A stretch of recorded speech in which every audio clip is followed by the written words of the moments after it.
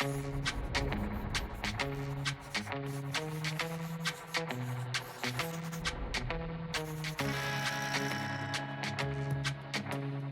m'appelle Sylvain Dubuisson, je suis architecte et designer et il m'a été confié de dessiner la châsse reliquaire pour la couronne d'épines dans la chapelle d'Axe de Notre-Dame de Paris. Dans cette châsse reliquaire, vous avez le grand élément vertical en bois qui est maintenu par deux pierres, une noire du côté du déambulatoire, la blanche du côté de la chapelle. Vous avez la grande auréole composée d'une multitude de pièces en verre à fond or, dans lesquelles sont les croix incrustées.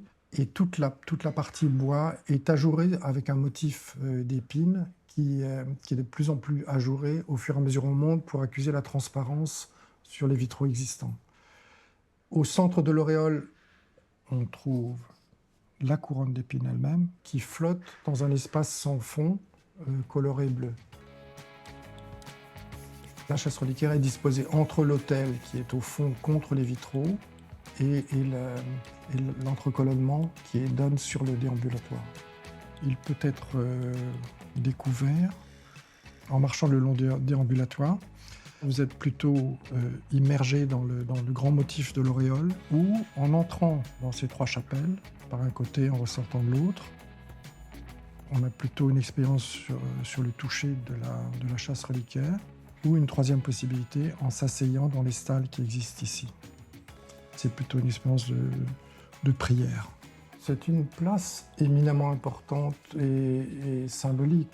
Le fait déjà dans l'axe, c'est très important. Le fait d'être au milieu, ça veut dire qu'elle rayonne dans tous ces espaces des trois chapelles.